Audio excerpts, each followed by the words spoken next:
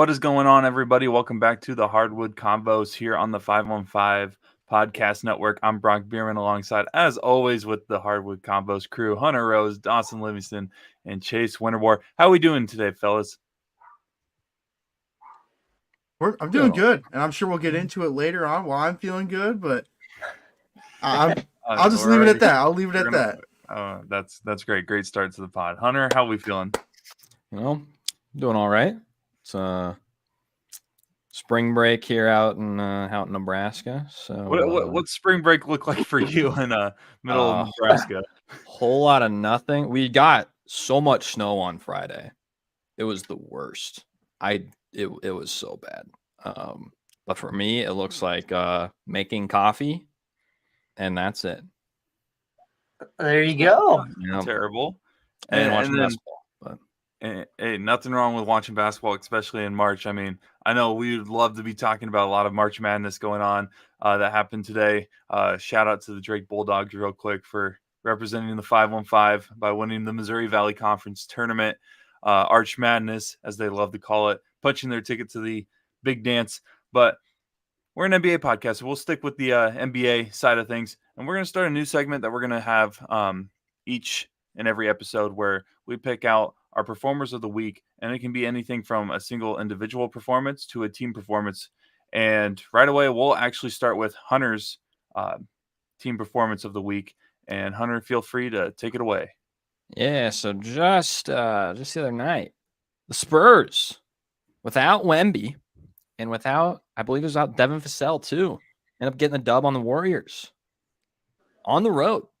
Very impressive for a young team. I mean, the Warriors were without Curry. As he's, I think, had some ankle issues as of recently, kind of been day to day, and they probably decided to sit him. But Warriors, honestly, and sometimes have been jokes, as we decided last week after the whole Celtics game. But Kuminga, honestly, been playing pretty good ball overall this season, just in general, but especially since All-Star break, has been shooting fairly well. Trish Jackson Davis has really stepped up a little bit as well, and obviously Pods as well.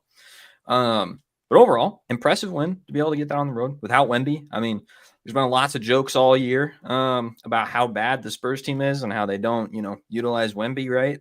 Which I think are justified in a lot of ways. But here we see him get get some work done. So, and I think it's let me pull up here. Yeah, Sohan somehow put up 20. I don't even know how that's possible. Really have no clue. Keldon Johnson off the bench with 22. I think it's a good win for them, especially being, there's been stuff on ESPN lately that's just been concerning as to how a company can actually get away with talking about this, but they're talking about how Wemby might not be as patient as we thought, might have to move on from the Spurs already. No, get that talk out of here. It's been less than a year, but here we are seeing them get the dub without him. So I think that kind of puts an end to that talk a little bit, hopefully. So I don't mind the Spurs' future. I think they have a bright future, really. They do, but apparently Wemby, ESPN just decided for Wemby that they're going to win right now. So I don't know what it is. Well said, and good pick for performance of the week. For me, I got Luka Doncic. Dude has 6 straight triple-double, 30-point, I think, triple-double performances. Dude is just absolutely cooking right now. Of course, as you can see in the last 5 games, they have only won 2 out of the 5, and one of those, fortunately, being against the Miami Heat. But still, this guy is just cooking. There's not really anything else that you can say about this man. I am so looking forward to when he does retire, how many triple-doubles, not even just triple-doubles, I guess, just 30-point triple-doubles that this man is going to put up in his career. That record may be something like Wilt's 100-point game, where it could be unreachable at one point, depending on how much he continues to put up these numbers. But shout out Luka. That's my performer of the week. All right. And then Chase has got a good one as well. Chase and Dawson got 2 great ones, but we'll start with Chase. Yes. Yep. Had to go with Ant from Thursday night. I don't know if a lot of you guys saw the clip on Twitter, but here it is. Game on the line, putting his body on the line for the T-Wolves. I mean, just look at that. Donk. There goes his head. But I mean, yeah, heck of a performance by Ant. I mean, you don't really see that a lot.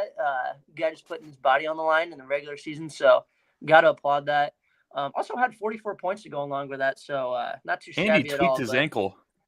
Andy tweaked his ankle just to get the dub. So yeah, I mean that's all I got to say. But that's just kind of amazing to keep watching. But The dude yeah, is a so dog. that's my performance of the week. Peep Mhm. the Arkansas Pine Bluff colorway for the Ant shoes, by the way. Yes, yes, Arkansas Pine Bluff on the Hardwood Convos. I like it. All right, Dawson, just do it.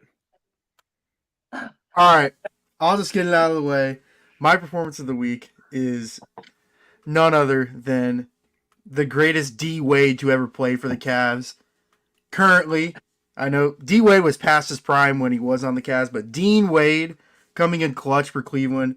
23 points, shot 8 of 11 from the floor. He was 7 for 7 in the fourth quarter. He himself outscored the Boston Celtics in the fourth quarter, and really led that as Brock is just cannot handle it. He himself outscored the Celtics. Didn't miss a 3-pointer. Another Cavalier that's just having one of the most absurd heat checks in the fourth quarter this season. So, yeah, that's going to be my performance of the week, especially beating the number 1 team in the league, Brock's Boston Celtics. But I don't know if that's not cool, man. Your team's got 48 wins. Let my team have 1. Bro. Come on, yeah. now. There's one thing I'm okay with about this is that I found this stat, and it's based off of the regular season, but this was the stat that I found. This is why he's the true D Wade. Go. Wow. Dwayne Wade's most points in one quarter is 19. Dean Wade, 20. So incredible. Wow. Incredible. I think that stops the talk there. Yeah. Who's a better player? Obviously. There's no debate now. Dean Wade is D Wade, and Dwayne Wade will be known as Dwayne Wade from now on. But those were our performers of the week. We'll probably do that every week, just to highlight different little things that we've found throughout the NBA season. And a lot of things have happened this week. One of the things for sure that I want to get talking into right now is the injuries that have been piling up in the NBA. I thought, like, around the midway point of the season, it didn't seem like there was a lot of injuries really to be worried about. Of course, it had some big ones with Embiid and others, but like, it didn't seem like it was becoming an issue in the NBA. Now we're getting to that point of the season where you're seeing a lot of decent names getting put to the sidelines and out for a while. I mean, Karl Anthony Towns is out and for the Minnesota Timberwolves, and Ant tweaked his ankle. He did finish the game. He got the Timberwolves to win off of that, but it's just showing that all of a sudden everybody's starting to break down as we're getting closer and closer to the playoffs.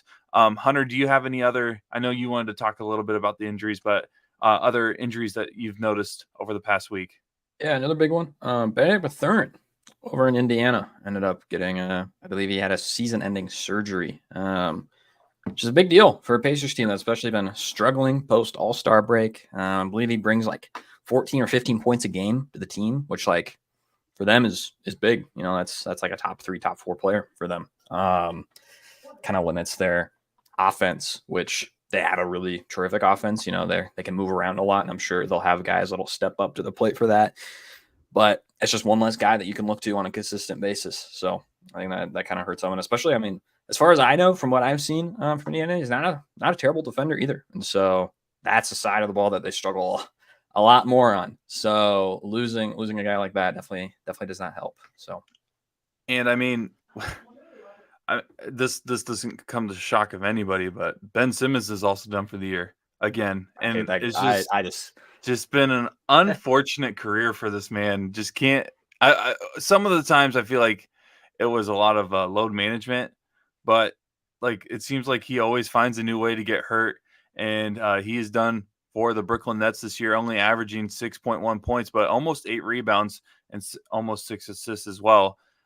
So you know what? It's weird because like when he is playing, he's doing about what now everybody kind of expects him to do. He doesn't score a lot, but he can get a handful of rebounds and distribute the ball. He doesn't like putting up shots in clutch situations. But another player that's injured, and he's going to go down as, unfortunately, one of the biggest busts in NBA history.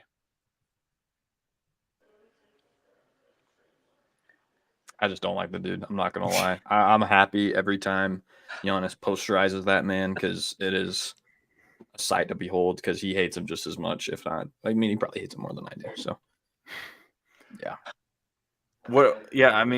It's been an interesting career for him. Had some issues in Philly. Thought he could get out of it, and obviously it just followed him to Brooklyn. But you mentioned Mathurin from the Pacers being out, and like a young team, they need all their young players to be able to play in the postseason for the first time, because then you don't have to worry about the following season to have that first time in the playoffs slump that most players may witness or go through.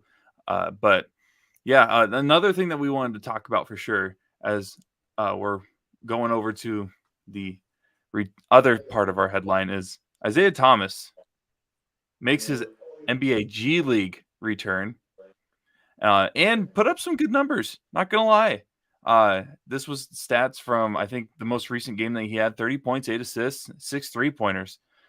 Former All-Star for the Celtics, got traded to Cleveland, and that didn't end well with the Cavaliers as he battled through some injuries. He's battled through injuries basically since leaving Boston. Even at the end of the Boston tenure, he was dealing with some issues, which is a big reason why Boston shipped him off for Kyrie, which in the end didn't benefit either of the teams. But what are your guys' thoughts on Isaiah Thomas trying to make a little bit of a return? Do you think he has another run in him? I mean, anytime he kind of shows up, because he kind of shows up for a little bit, disappears, shows up for a little bit, disappears. He always puts up numbers. So I feel like he can contribute to a good team. And I know he's up there in age, and he's probably not all-star level anymore, but I feel like a team could benefit from him in the playoffs. Yeah, I would definitely agree with you, Brock. Obviously, just looking at the numbers here, that's pretty impressive. Does anyone know how old he is by chance? I'll look it up. Yeah, I bet he's close to 32 or 33. Yeah. I feel like, he's still got some left in the tank. Plus, kind of like 35. what we're talking about. Ooh. Oh, 35? Ooh. Yep. Damn. Okay.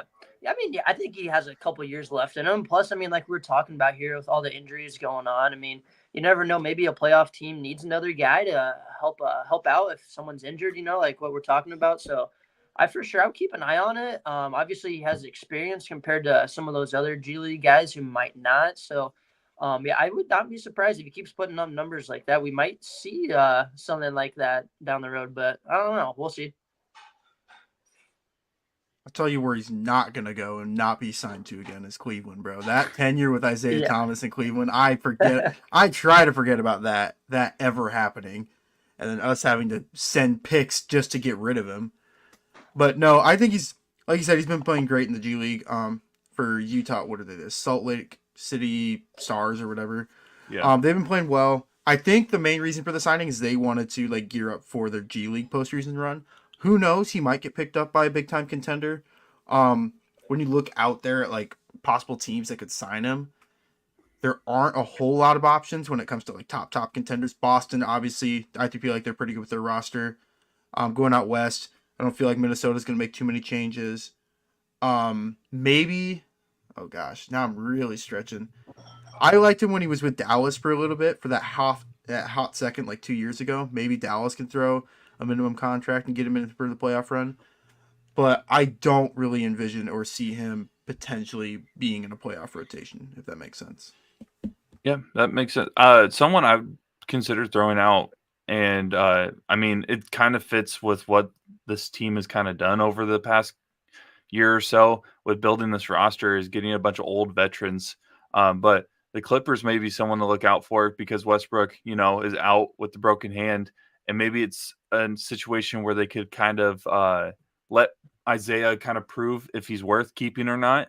And then if the playoffs come around and he's putting up numbers, unfortunately, because, we don't want the Clippers to have success on this podcast, but maybe he could get into that rotation or just get signed to the team for the remainder of the year if and when someone else in that roster gets hurt. Yeah. Time for me to be a negative Nancy. The run is over. I'm not going to lie. I think the G League is a great place to develop young talent, right? That's the whole purpose of it. Especially have we seen, teams like G League Ignite bring in some great stars into today's NBA, and probably will continue to do so for some time. However, a 36-year-old man scoring 30 points around a bunch of 18-year-olds does not exactly impress me. He's a great player. I'm sure I can't do that. I know for a fact I cannot do that. It's like at the end of the day, man, like, hey, great career for IT. Mr. Fourth Quarter himself. It's just it's getting old. I feel like we do this every year. Last year when he came in, I think he was averaging like 40 for the Nuggets G League team, or something like that. But it's just like there's just such a clear difference between the NBA and the G League.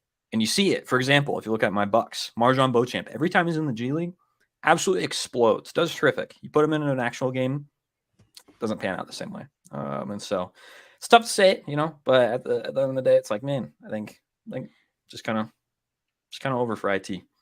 You know who's a beast in the G League? I've seen a bunch of stats and highlights about him over the past couple of weeks, but Chris Livingston for the Bucks organization is a dog in the G League. He's someone I think Drew Holiday. Yeah, and I think he's someone that will benefit from being in the G League, bouncing around for a little bit, similar to AJ Green as well with the Bucks. Gary Bird, one and only. He slowly has worked his way back up and is contributing to the Milwaukee Bucks now.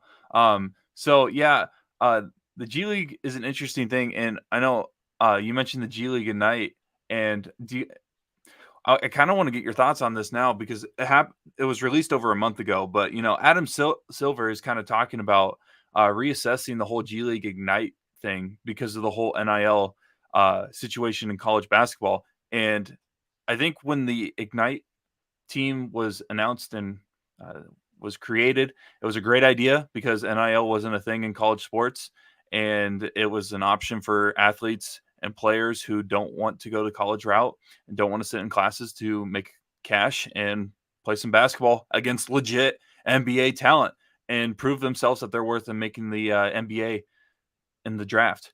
Well, now NIL is a thing, and it kind of defeats the purpose, in my opinion, of the G League Ignite. So I want to kind of open it up. I want to get your guys' opinions on the G League Ignite. Do you guys think it's going to go away?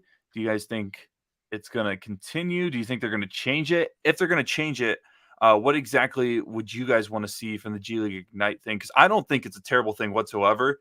It's just that they're probably not going to get as good enough talent to compete with NBA stars or players that are borderline NBA players on a regular basis.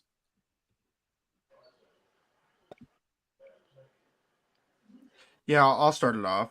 I think it did serve its purpose for a little bit. We saw a couple of different guys get drafted fairly high. I'm trying to remember. I know Jalen Green was on the G League Ignite. I know Jonathan Kuminga was on the G League Ignite. Both really good players right now.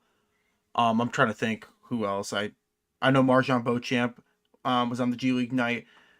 Like it had a great purpose for a few years, but now with the rules changing, I do think I agree with Brock in the sense that it is kind of useless when all these athletes could just get paid significantly more money by these universities than anything the NBA is going to pay them. Because the NBA, I can't imagine is paying them that much money. Whereas if you're a 4 or 5 star recruit, why would you just go to Duke, Kentucky, Kansas, North Carolina, any of those schools where they'll pay you $300,000, $400,000, $500,000 just to go there for a year? Yeah, I would agree with Dawson there. I forgot I needed to look into it a little bit more, but I thought I saw something like a huge NIL boost for like teams making like the tournament or something. I don't know if it's like if they make like the Final Four. So I need to look in the link. I don't know if you know what I'm talking about, Brock. It sounds familiar. Yeah, I didn't get to look at it, but I think also with that news, that's also a big opportunity to make money for those athletes as well. So yeah, it just kind of goes more towards the college route if you're just a recruit out of high school. And yeah, I don't know. I mean, I agree with Dawson too. I mean, you got some pretty good players who came out of the Ignite program. But yeah, I don't really know where I see it going forward. I still think that there might be some kids out there who are like, I really don't want to go to school at all. I'd rather just play ball. So I mean, that might still be a route for them, but I mean, as of right now, it's just kind of not looking good. And I don't know, if I was a college kid, I might as well just go and play for a school because I think you probably get paid more. Just going the NIL route. Yeah, it looks like overall the like average for a G League player, or at least in Ignite, is about like 46 grand. Still pretty good money, but yeah, especially like if you're I'd kill for top- that. Yeah, but like if you're a top player, considering your options, there's probably some big schools out there that you're going to get money from, and you're probably going to get some money from off the books that you don't have to worry as much about, paying taxes on, things like that. So I do think, I think if the NBA wants to continue with what they have, and even like, I mean, there's like Overtime Elite, for example, they have their thing going on, which is not quite the same as, Ignite. I feel like Overtime Elite is much more of kind of a younger thing, more of a developmental thing, but we've still seen, handful of players come out of there. But I think, yeah, they're definitely going to compete by increasing the probably marketability just in general of the players. I mean, when you think of like, players that come at the top level, from those big Power 5 schools, it's just like there's just so much coverage on you all the time, even if you're not that great. Like if you're a good player on a big enough school, you will get enough attention. I just feel like there's yeah, exactly. But I just feel like, outside of like the people that are super in depth with like the draft and into professional basketball, there's just not a lot of people that know about a lot of the players that are in the Ignite. And so they're going to have to figure out like, how can we make this appeal a lot more? And also just increase what they're getting, if that's possible. Do you guys think they should go back to allowing high school players to enter the draft? Yes. 1,000,000%. Oh yeah. So the thing I'm curious about, because the new NCAA rule where you could announce that you're going to the draft, do the whole draft process, and then announce that you're coming back as long as you don't sign with an agent. Do you think that they should allow that for high school students, or should it be for high school students? If you announce that you're going to the NBA, you have either NBA or you're going G League. You know what I mean? Because like and I feel like that's a big reason why they haven't necessarily opened it back up to high school students to go to the NBA, because that screws up recruiting big time, especially if someone was like, yeah, I'm going to announce my commitment to Texas. And then 3 months later, they're like, now I'm going to announce myself eligible for the NBA draft.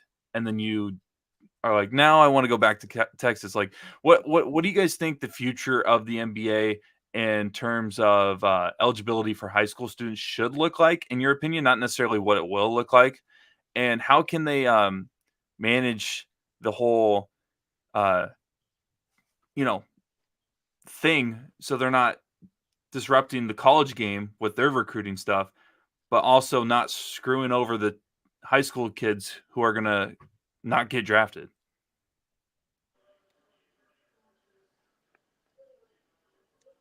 Yeah, I think kind of like you said, I think it would probably have to be something like, all right, I mean, I know they have a G League draft still. So I'm sure, you could throw them into there as well. But yeah, I think might even have to look like, I mean, if you get really weird, kind of turn more into the MLB where you have a lot more levels, I don't think there's enough room really to do that. But even if it's something like, man, maybe even partnering with someone like Overtime, bring in some of their guys, bring in some of their players and things like that to be able to actually have more of a farm system even. Could be interesting to see.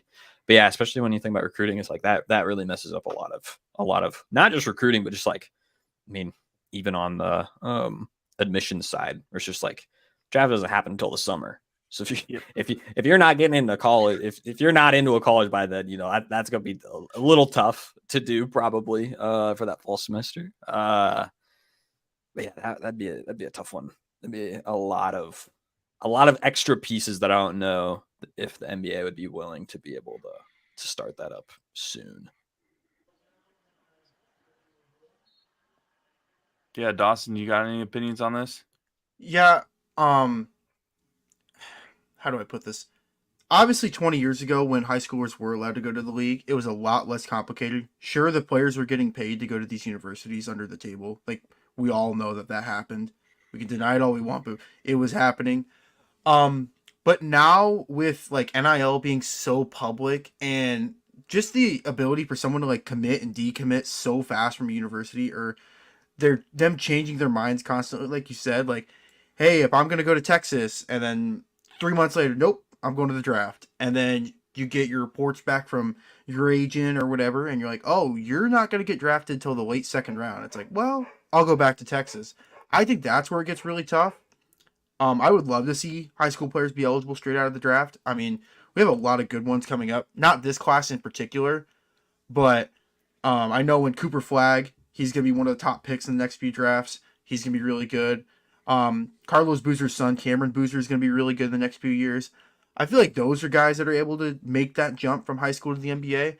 But I think until we see like a major rule in place, I don't really see the NBA changing it for high schoolers to be in the NBA. Chase, you got any opinions on this? I know we all kind of agree that it would be great if high school athletes could declare themselves for the NBA draft. I mean, even when it was a thing, it didn't happen all that often anyways, for the exact reason that high school athletes are not ready all the time for the NBA, except for a few of them. And even then, only a handful of the handful that decided to do it actually panned out and had a very successful career. Yeah, very true, Brock. I mean, I don't really got a whole lot of thoughts for it. I think I don't know. There's a lot of things that you could maybe do, but just kind of maybe piggybacking off of Hunterson. Where maybe if you get both the leagues kind of like mesh into one. I know like the XFL and USFL kind of did something like that for like football. I don't know like how easy it'd be for like the NBA to do that. Probably that would be a lot more difficult. But that could be an option if you wanted to look at that, I guess. I feel like it might be a little bit more challenging, but that's probably the only idea that I got. So Yeah. And I mean, it's something I think is going to definitely be on the radar for a lot of people over the next couple next couple years, as the NIL thing, college athletes continue to gain more and more power in the NCAA, and college athletics in general just keeps changing. It seems like every day there's something different that changes what we used to know as college athletics. As long as March Madness is still a thing, I think we can all agree that we're happy with what we got. Real quick, Hunter, we got to talk about it. Unfortunately, your whole dream situation with the Detroit Pistons breaking the Washington Wizards' hearts by, breaking their own record that they set earlier this year with the longest losing streak of all time, will not happen, as the Charlotte Hornets dropped the ball against the Wizards 112-100 last Friday. How are you feeling? I know you were really looking forward to that March 29th game against the Pistons and Wizards, but how are you feeling? Or is this a wait until later in the show kind of thing? No, I'm just sad. Electric game, by the way. Absolutely electric. The Hornets should have won. That's the most upsetting thing about that whole scenario, is that they were making it way too close in the first half, had a nice comeback, had a lead. Not really a comfortable lead, obviously, but a lead. And I was not worried. I was like, all right, go check out these other games. Then I come back, they lost. You gotta be kidding me. Yeah. It was rough, man. It was rough. That was worse. That was worse than the Bucks and Warriors game. Honestly, that was way worse. Do you want to talk about that? No, I don't. I mean, hey, if you don't want to talk about that, we can talk about another matchup that the Bucks had this week against Chase's team, 123 to 122. Lakers, Chase, you want to That's give us right, a little Brock. breakdown on this? D'Angelo Russell. I know you probably wanted to make him the performance of the week for you. And he probably should have been someone else's. 44 points, 9 assists, 6 rebounds, and the dub against one of the best teams in the NBA, the Milwaukee Bucks. How you feeling as a Lakers Yes. fan? Oh, great, Brock. Hey, maybe Darvin Ham listened to our podcast last week when I was absolutely just freaking out on him for not having him in late in the game. I mean, look, he just puts the team on his freaking back. We don't have LeBron. LeBron's out here flirting with Jeannie Buss and some other girl on the sideline. D'Angelo Russell is getting buckets on the court. I mean, this is exactly what we needed. So thank you, Darvin Ham, for listening. Also, if you didn't see that video of LeBron, please go find that for me. That was hilarious. But anyway, so thank you so much, Darvin Ham. Look what happens when D'Lo is on the floor. Now, granted, 9 for 12 from 3 is kind of fraudulent, I'll admit. That's probably not going to happen again. But yeah, it was good to see D'Lo get cooking there when we don't have Braun. And kind of concerned though. I don't know how LeBron's ankle is going to hold up here, but big one tonight against the T-Wolves. So we'll hopefully keep things going. But feels good, Rock. Feels good. And I mean, let's be honest, it was a 1-point win for the Lakers. Nothing for the Bucks to necessarily be worried about. Giannis still had an unbelievable game, improving that MVP resume. Triple-double, 34 points, 12 assists, 12 rebounds. Damian Lillard also had a good stat line of 28 points, 12 assists, but also went 4 of 12 from 3, which is not necessarily terrible, but it's not good. Hunter, what was your Can I point that's out the one turnover as well within those 12 assists? one turnover off of 12 assists. Yeah, So, I mean, Hunter, go ahead and recap this from a Bucks perspective. I mean, that's kind of something that just overall this past week, I'm sure so many of you are concerned about my mental health with the Bucks getting a couple of losses after being on a hot streak, but it's expected. Yeah, not everything came together. Obviously, yeah, Giannis and Dame, great game. Malik Beasley shot better than he kind of had been the rest of the week, earlier in the week at least. I think against the Warriors, I think he's like 0 for 7 at one point. But yeah, I think we really need Chris back. I think that's kind of the biggest thing we see is, it's hard to win when you kind of run the same play every time. That's something in general. Shout out Motown Noah over on X or Twitter and YouTube. He kind of talks a lot how even just in this last week, there's been a lot of really, really close games.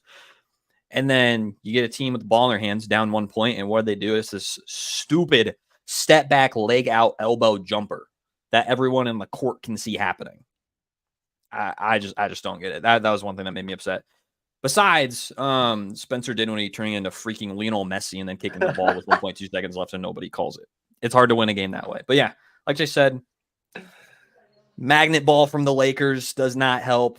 Magnet ball against the Warriors does not help. Yes, there's some questions now about defense, taking a little bit more of a backseat, not looking as good.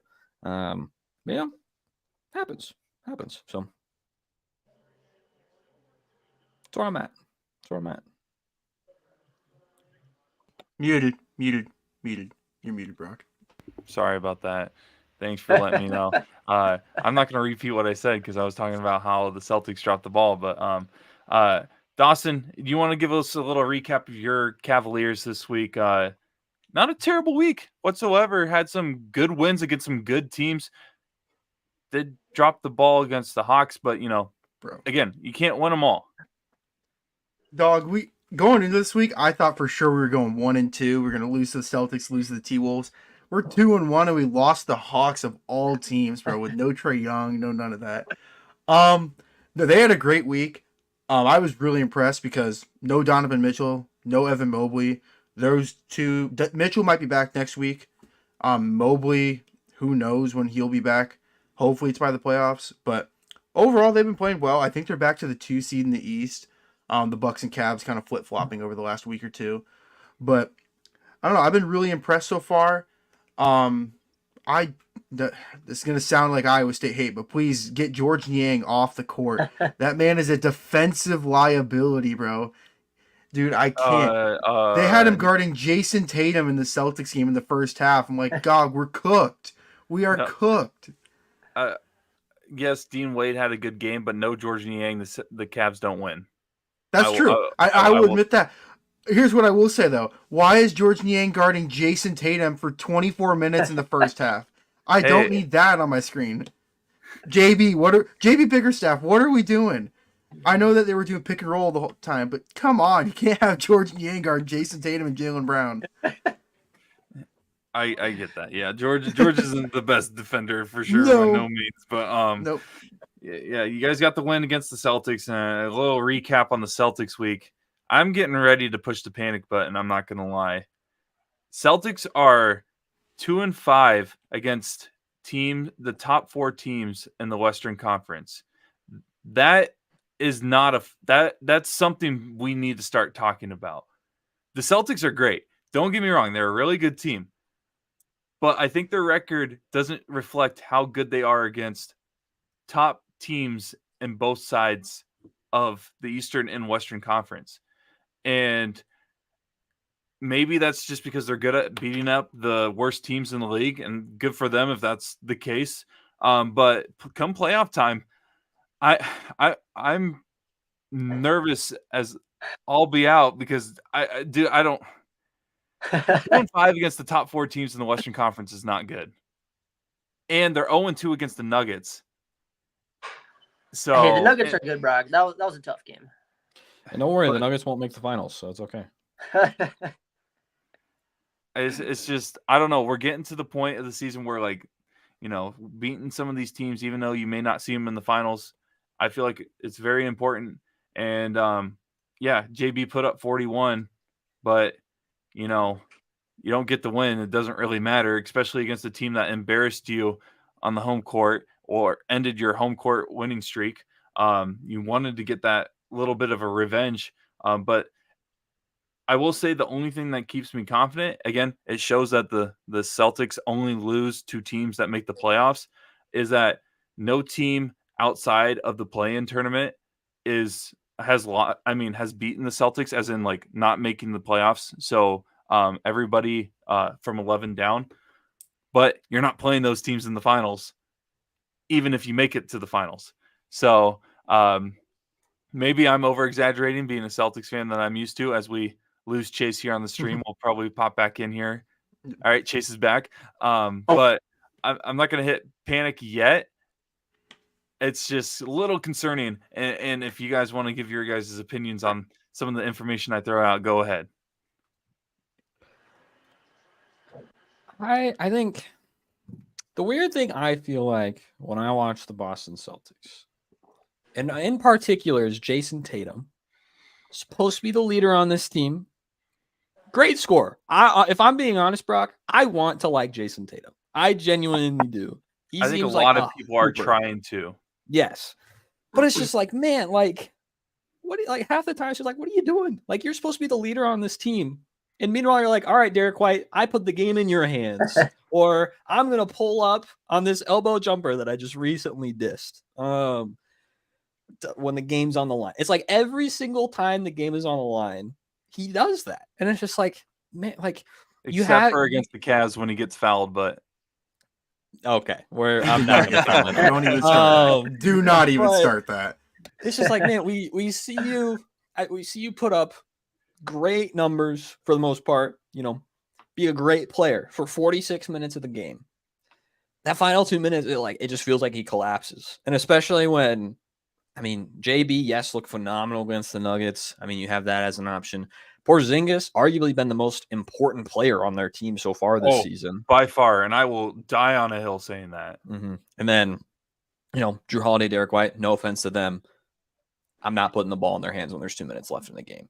Like, when I think of my Milwaukee Bucks, I want the ball in Dame's hands, in Giannis's hands, or in Chris's hands. Everybody else, get out of the way. It's like, if you have Tatum trying to give the ball to somebody, it's like, no, this is your moment. Like, this is your Kobe moment to step up. And you mentioned Kobe. You mentioned Kobe. Like, he grew up idolizing the guy that wants to be the guy with the ball in the final minutes, final moments of a game, where he can dictate how the game turns out.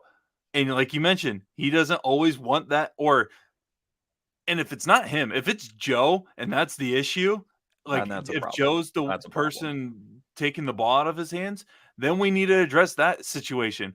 Because I don't know. I think when Ime was coaching the Celtics, it didn't seem like it was an issue that Tatum wasn't getting the ball. If anything, Tatum was getting the ball a little too much. Things have changed since then. And I mean, last year, even Smart came out and said that sometimes the offense for the Celtics, they don't know what they're doing. I don't know if things have changed because, Joe was kind of thrown into a weird situation where he was made the head coach last minute that year. But this is his first full year as the official head coach.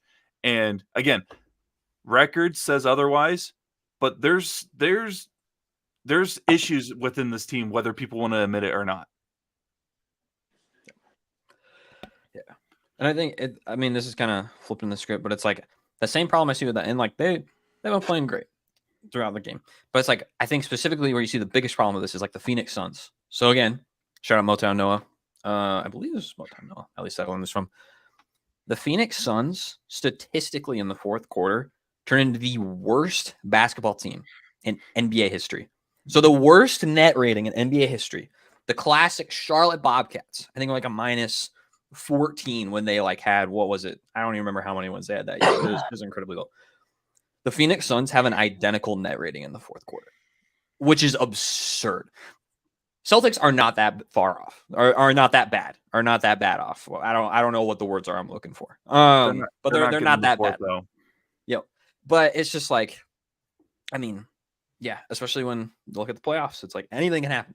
Absolutely anything can happen. These are professional basketball players that are equipped for the moments, equipped to beat the top dog because they might as well be the top dog. And so when you have a team like the Celtics have a huge target on their back, being the best team in the league, got to have players that are ready for it. We saw that how it happened with the Milwaukee Bucks last year. Was not fun. Would not recommend that experience. So, but at least you got a championship out of it. Yeah, I'm using the cup right now, so not to rub it in or anything. Can we go back to the fact that we all agree that the most valuable player so far for the Celtics is Kristaps Porzingis? Where if you would have said that a year ago, with him on the Wizards putting up garbage time stats, like the things that can change in a year is just absurd to me in basketball. It's crazy. I had to mention that before you would just slide past that. When that trade was made, I was so happy because Porzingis and that offense and the team that's built around just makes so much sense.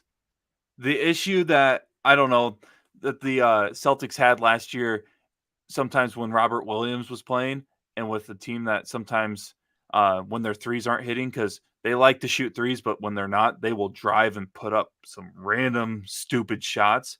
But when that's happening, Robert Williams is sitting in the paint and he's like, "What are you doing?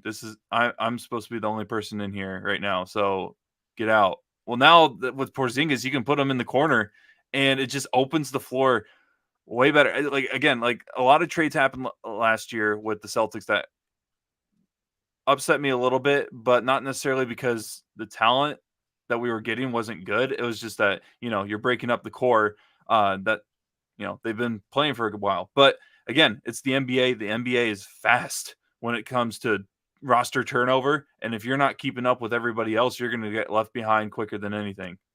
But yeah, Kristaps Porzingis could end up being one of the best additions to a roster this year, if not the best addition to a roster this year, depending on how this season ends.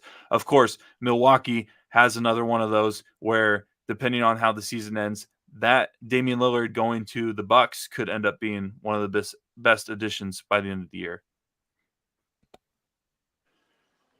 I guess. Agree. Chase, did you agree that Kristaps is the best addition at the Celtics? Oh yeah, no. I agree 100%. Yes. Okay. Yes. Perfect. That's crazy though, because like you mentioned, Dawson, him in Washington, it just kind of seemed like, oh well, the unicorn power is kind of over. Let's not forget though. Let's not forget that first season after the bubble, Wizards went on an insane run at the end of the season to make it squeak into the playoffs. They were like 15 games below 500. Then we still had, prime Russ, or at least, that's at the right. end of That prime oh Russ, Beal, no, and then that was a good squad. That was a good squad. But there's that stat of especially Russ now. having like 20 points, 20 rebounds, 20 assists on like 4 for 21 shooting or something absurd like that with that Wizards. That's the only thing I can think of when you say Russ with the Wizards. Oh That's my one gosh. of the most forgettable like runs or like teams ever, just because like it And was they had to over play in a the flash. 76ers is the Well, worst. Like, yeah, you did all that to get the 8 seed. Like, congratulations. but like Here's I a remember when buzzsaw. Russ went to the Wizards and it was like, oh no, this could be something, and then it just like That anything the was- Wizards do, it ended up being absolutely nothing. Good Lord, the Wizards have had some great players. They're doing the right thing though. Finally sitting the reset button and say, you know what? We suck. Yes. Let's at least get younger. Let's get some draft picks because we suck. Step one, admitting that you are the problem and and that you have a problem. That is Yes. step one to fixing and building a championship team. But no, Can someone tell Chicago that? Like seriously, Chicago's done the same thing for 3 years in a row. Chicago's I want Chicago to forever be stuck in every sport. They're that they just have. mid, bro. since They're- MJ left, Chicago has been in the denial stage where they just do not want to admit that they're just not good. And yes, they had some years where they were the 1 seed or they were making noise in the playoffs and they had D Rose and all that. But let's admit, they weren't anywhere close to what they were with MJ and the Bulls.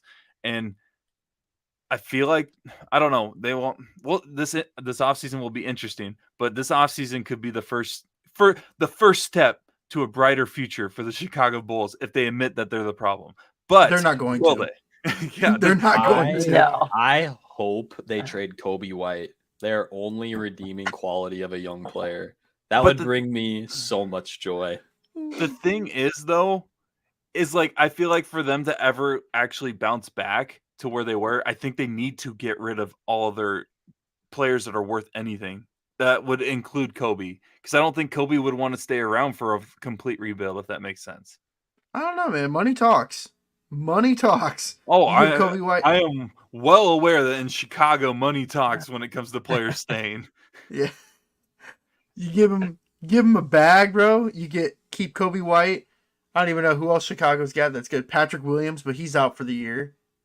Oh my god. Hey, Lonzo just got cleared for more like intense basketball workouts. So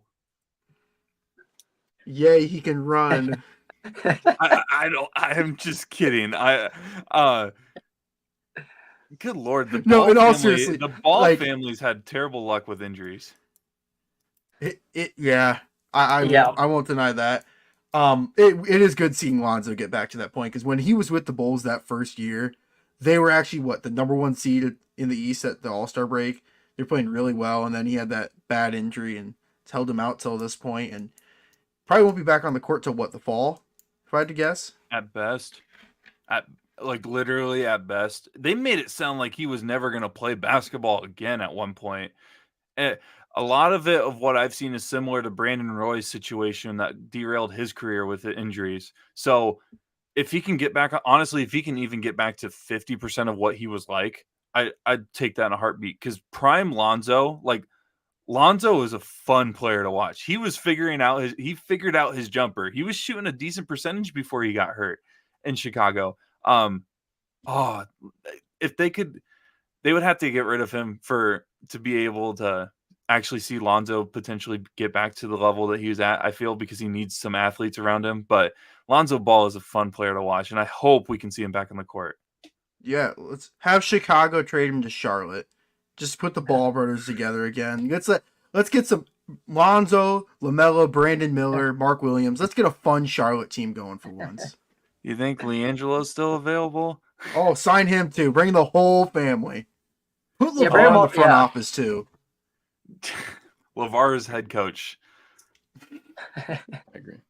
Why not? At this point, Charlotte is one of the weirdest franchises right now when it comes to what they're doing with their team.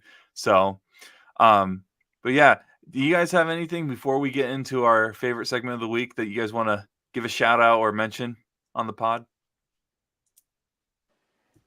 I think I'm good. I think we pretty much addressed everything that I had to say. Perfect, because that means it is time for one of the best segments on this podcast or just on our network in general. And of course, we're talking about Sensei Rose's Wise Words of Wisdom. This is where we give Hunter the open floor to talk about whatever he wants revolving around the basketball world. Sometimes it can get interesting. It's funny, hilarious. We don't ever know what he's going to say leading into this. So, Hunter, Sensei, take it away. Well, this week, I mean, it's not been a super eventful week of sports, at least in the NBA world. But here we go back to my roots for some of this. So, first off, during the this is probably as old news at this point because it was absolutely hilarious when it happened. But I just want to magnify the issue.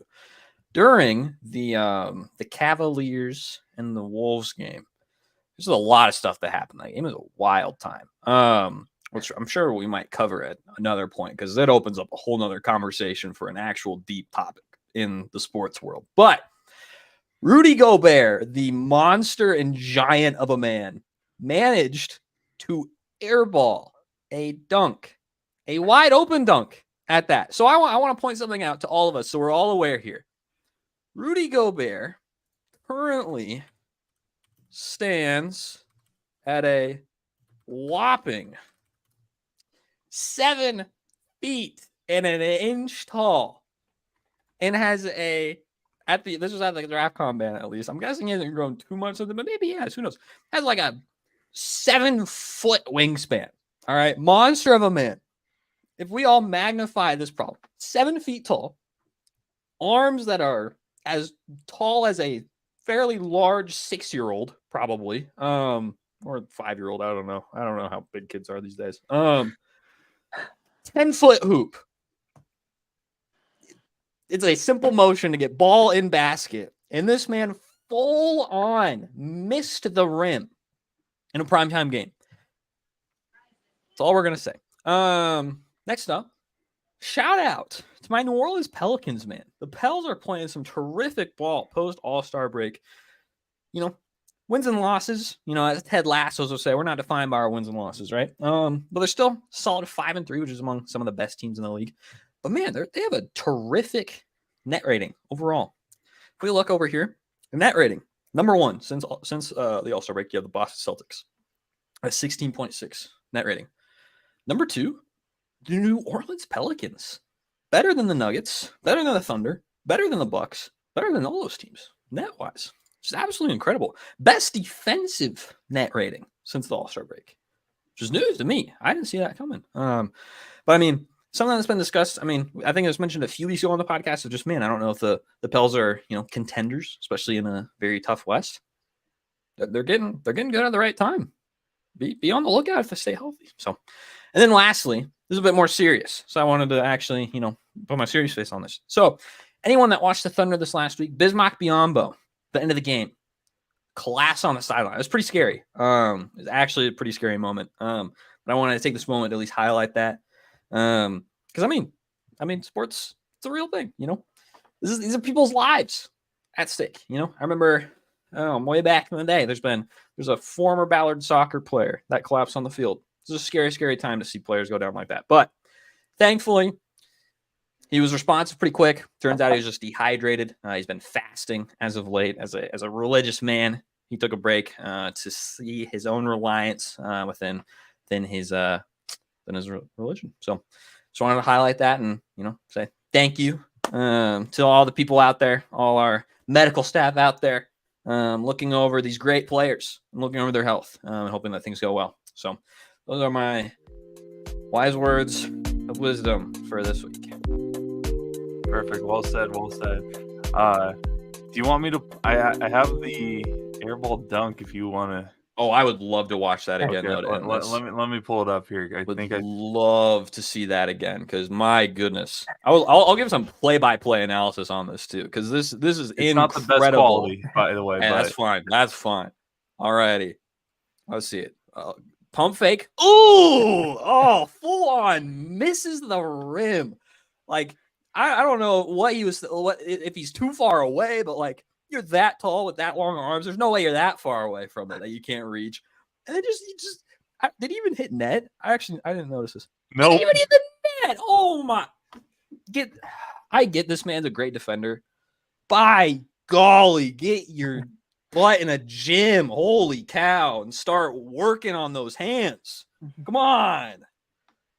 All right. Yeah, that was unbelievable. I can't believe That's disappointing.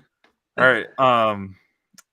Boys, I need your opinion on this. So, Oh, baby. we had a pullout this week, and This is an easy answer, Brock. This is an easy answer. I You already hate know the that. answer. I hate that we're going to even have to talk about this, but we had a pullout this week about if I look like this man. It's going to Yes. load up here in a couple seconds. Yes. Robbie 100%. From Indiana State. I All I'm do saying- not see it. Have we ever seen Brock and Robbie in the same room at the same time? I don't think so. I haven't. Yeah, I was busy in St. Louis earlier today. But Arch Madness. Maybe you're there right now. Who knows? Just saying. Just saying. do you all agree that I look like this man? Yes. Yes. We need to find those, like your glasses are similar. We need to find those specific ones and get them on your face. Somebody needs to get in contact with Robbie and send me a pair of rec specs, and then I'll wear them on the pod. Love it. It's definitely if I took my glasses off, I wouldn't. I mean, maybe We'll see. we need to see his glasses off too, though. Yeah, I was gonna say that's not fair. Yeah. I do not look like this man. I do not. I don't. I don't. see it. Again, It's up I there. said this before we started recording. I don't see why you have an issue with it. This man was hitting crazy don't threes see it. yesterday. That's great. You can look like a guy. You can play like a guy, but I don't play like him. I just happen to apparently look like him according to Point you center guys. A meet point center B. Like, Exactly. guys, same person in my book. Oh gosh, I can't believe this. Whatever. All right. Great wise words of wisdom as always, Hunter. We'll be back next week for Dawson Livingston, Chase Winterbore, and Hunter Rose. I'm Brock Bierman. We are the crew for the Hardwood Convos podcast here on the 515 Podcast Network. Make sure to follow us on all social media platforms. So subscribe on YouTube and subscribe on Spotify and Apple Podcasts if you don't see our live stream feeds. And leave a rating, leave comments. If we're doing a terrible job, please let us know. We're always trying to improve. But yeah, we'll see you all next week.